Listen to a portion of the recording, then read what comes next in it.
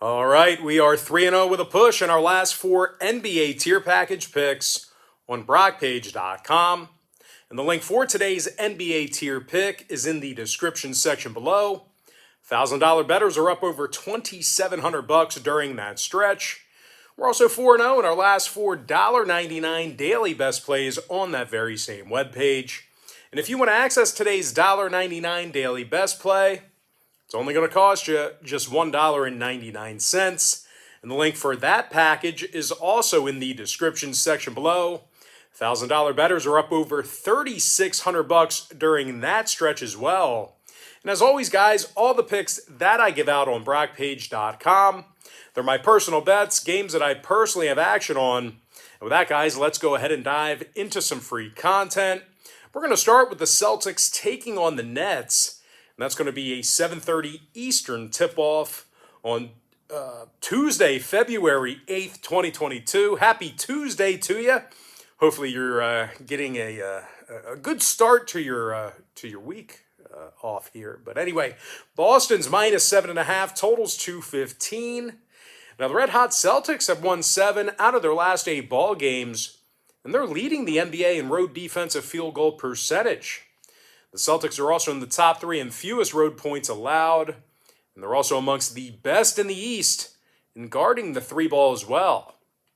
Now, scoring-wise, Jason Tatum, he's averaging over 25.5 points per contest, along with 8 rebounds and 4 assists. Meanwhile, Jaylen Brown, he's scoring 23 points a night himself, along with 6 boards and 3 assists as well. And speaking of boards, the Celtics actually find themselves in the top 3 in the league in offensive rebounding on the road. They're taking on a Brooklyn team who's still going to work without Kevin Durant and Kyrie at home.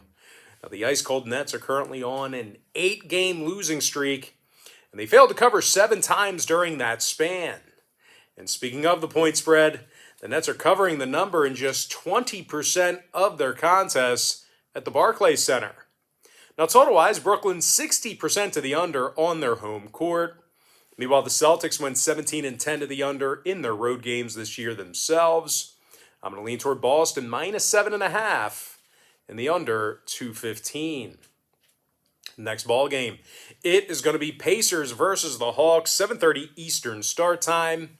Atlanta's -10.5 with the total at 226. But as bad as Indiana's been here recently, it's actually the Hawks who failed to cover in 3 out of their last 4 ball games. And they actually suffered outright losses to the likes of Dallas and Toronto during that span. Now, the Hawks have also been pretty bad on the defensive end of the court this season. They're allowing nearly 112 points a game. And they're also in the bottom 10 in defensive field goal percentage. Now, they're taking on a Pacer team who covered the number recently against the likes of the Clippers, OKC, and New Orleans. Now, the Indiana Pacers, they're also doing a really nice job of rebounding the basketball, believe it or not.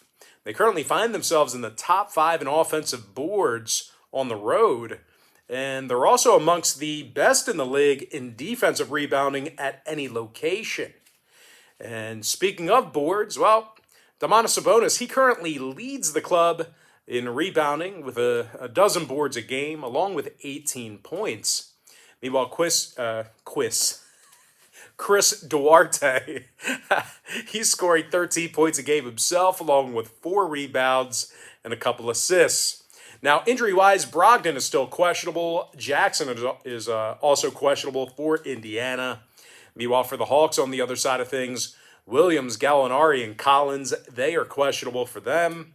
When it comes to the total in this one, Atlanta saw overs recently with Toronto, Phoenix, and the Lakers. They're also 8-2 to the over in their last 10 meetings with the Pacers, so if you're into historical trends, you certainly want to think about that one there. Meanwhile, Indiana's 80% to the over in their last 10 themselves. I'm going to lean toward Indiana plus 10.5 in the over 226. Next ball game I have for you, it is going to be Suns versus the Sixers, 7 p.m. Eastern tip-off. Philadelphia is -1 with the total at 218.5.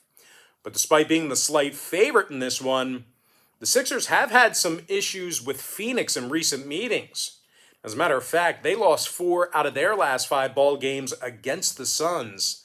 And they currently find themselves dead last in the NBA in offensive rebounding. And if rebounding the basketball wasn't bad enough, well, the Sixers also find themselves in the bottom 10 in home scoring per game. Now they're taking on a Phoenix team who actually plays some of the best defense in the Western Conference. They're allowing just 105 points a game on the road. And they also find themselves in the top 3 in guarding the 3 ball away from home as well.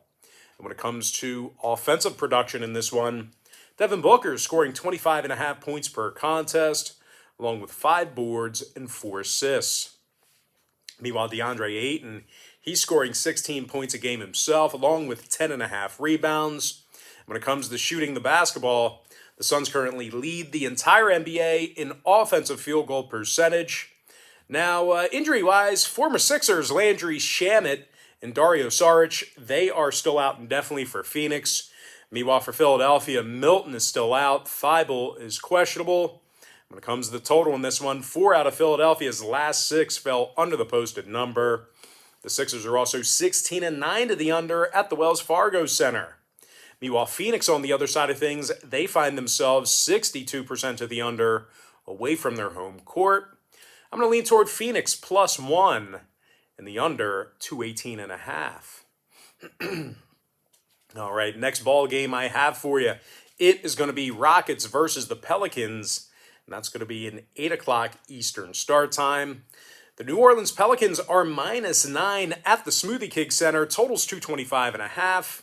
And although the Rockets have been pretty awful lately, it's actually the Pelicans who are dealing with some injuries here today. Satoransky, Hernan Gomez, Hart, Alexander Walker, and Silva, they're all sitting this one out here tonight. Now, the Pels, they also have a losing record at home, and they're in the bottom 3 in the NBA in guarding the 3 ball. Now, they're taking on a Houston team who loves to do their scoring late in games. As a matter of fact, the Rockets are currently in the top 3 in the NBA in fourth quarter scoring on the road. Christian Wood, he's averaging over 17.5 points per contest, along with double-digit rebounds. Meanwhile, teammate Jalen Green, he's scoring 14 points a night himself, along with 3 boards and 3 assists. And believe it or not, I know this sounds crazy, doesn't sound believable, but the Rockets actually do have a winning record against the point spread on the road this year. I know that's hard to believe, but they're covering more games on the road than they're not. So anyway, injury-wise, Garuba's out, Gordon's questionable. And when it comes to the total in this one, Houston saw 5 out of their last 6 get over the posted number. They're also 7-3 to the over in their last 10 meetings with the Pels, so if you're into historical trends, plenty of overs to go around. Meanwhile, New Orleans saw overs recently with Philadelphia, Indiana, and this very Houston team. I'm going to lean toward the Houston Rockets +9 in the over 225.5. All right, next matchup, it is going to be Clippers versus the Grizzlies, 8 p.m. Eastern start time. Memphis is -8 with a total at 227.5. Now, the Grizzlies won 5 out of their last 6 ball games, and they failed to cover only once during that span. Now, Memphis is arguably one of the best rebounding teams in the game right now. They currently lead the NBA in offensive boards, and they're also in the top 10 in defensive rebounding at home. Now, John Morant, he's grabbing nearly 6 rebounds a game. He's also scoring 26 points per contest. He's the team's leading scorer. Meanwhile, Desmond Bane, he's drilling nearly 42% of his three-pointers. He's also averaging 17 points a night. Bane, he's that long ball threat for these guys. Now, the Grizzlies, they're scoring nearly 114 points a game in the FedEx Forum. They're taking on a Clipper team who failed to cover in their last 3 straight. And they also have a losing record on the road. And quite different than the Grizzlies, LA is amongst the worst rebounding teams in the NBA on both ends of the court.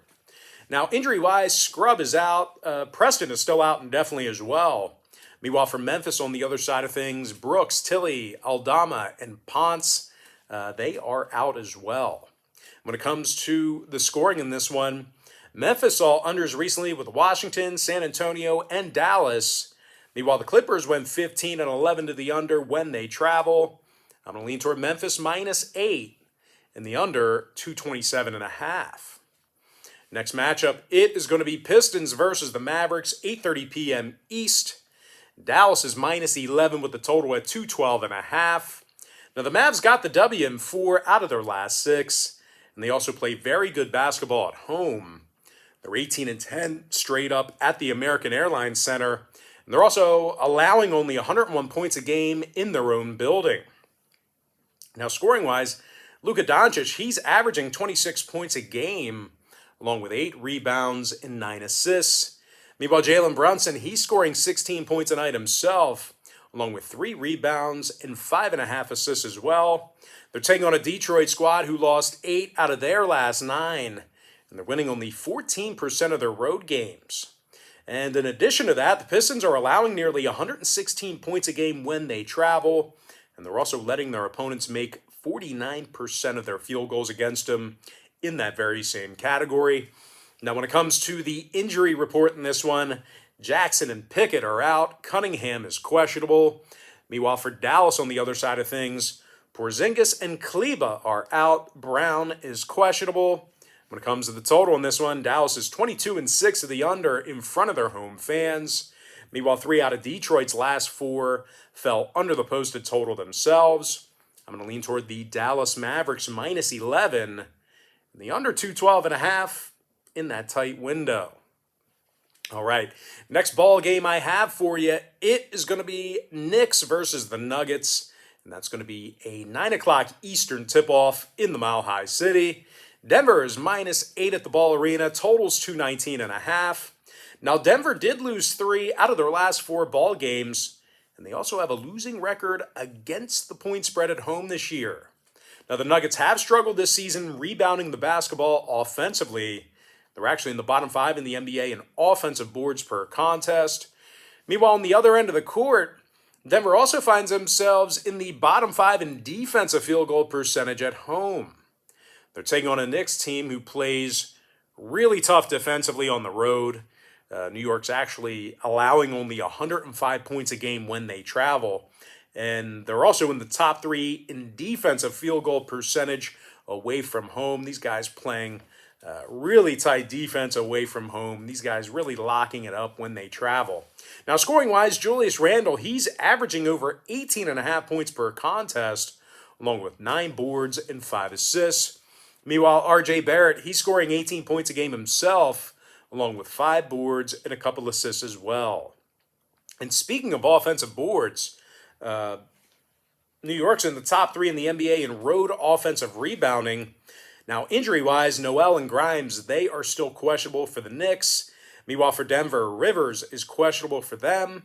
When it comes to the total in this one, Denver saw unders recently with New Orleans, Utah, and Detroit. Meanwhile, the Knicks are 14 and 12 to the under on the road. I'm going to lean toward New York +8 and the under 219.5. Next matchup, it is going to be Bucks versus the Lakers, 10 p.m. Eastern tip-off. Milwaukee's -3.5 with the total at 232.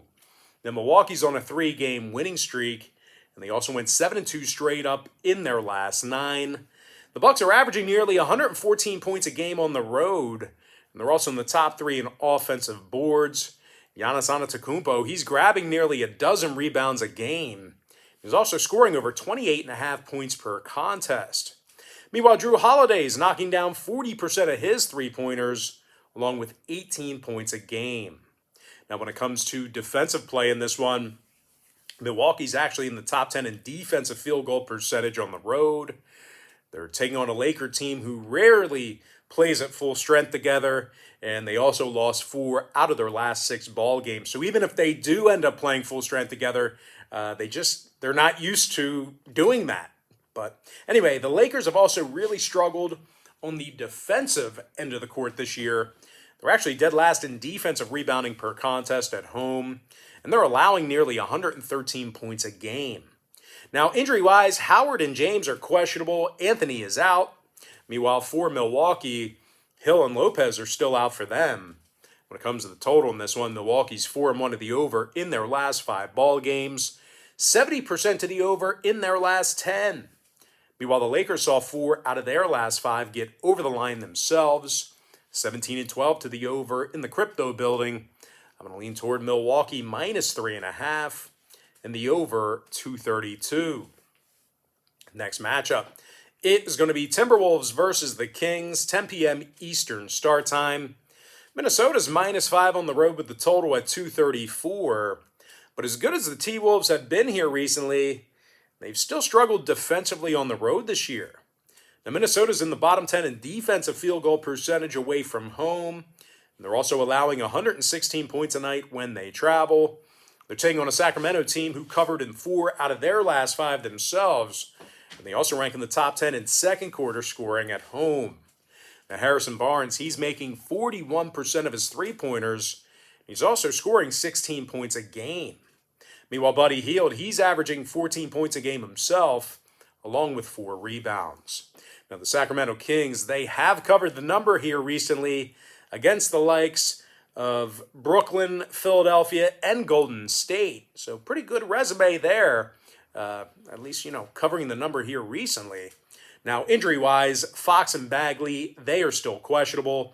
Meanwhile, for Minnesota, they actually have a whole bunch of guys who may not play here tonight. Beverly, Russell, Prince, Okogie, and Reed, they're all listed as questionable. Wright is out. Now, total-wise, Minnesota's 20-7 to the over on the road this year, 80% to the over in their last 10 outings at any location. Meanwhile, Sacramento saw 3 out of their last 4 get over the line themselves. I'm going to lean towards Sacramento plus 5 in the over 234. And with that, guys, we're going to jump into our next and final matchup of the show. It is going to be Magic versus the Blazers, 10 o'clock Eastern tip-off. Orlando is minus 1 on the road, totals 220.5. And even though Portland has a bunch of guys sitting this one out here tonight, I really just don't think the Magic are worthy of laying any type of points on the road this year. They're just 7-23 straight up when traveling this season, and they're averaging only 102 points a night at any location. This is a really weird spot to be laying a point with Orlando on the road. But anyway, when it comes to the shooting in this one, the Magic's in the bottom 3 in offensive field goal percentage. No real surprise there. They're taking on a Portland squad who still has Anthony Simons in the lineup here tonight. He's scoring over 15.5 points a game, along with 2 boards and 3 assists. Meanwhile, Yusuf Nurkic is scoring 14.5 points per contest himself, along with double-digit rebounds. Now, injury-wise, Bledsoe, Lillard, Snell, Zeller, Nance, and Johnson, they're all out. McCollum and Watford are questionable. Of course, guys, the trade deadline is this week. The deadline's on Thursday at 3. So these injury reports and really availabilities, they could change overnight. Like, there could be a trade happening right now during this video. So just keep that in mind if you're betting these games. Anyway, total-wise, Portland saw overs recently with Milwaukee, Chicago, and Houston.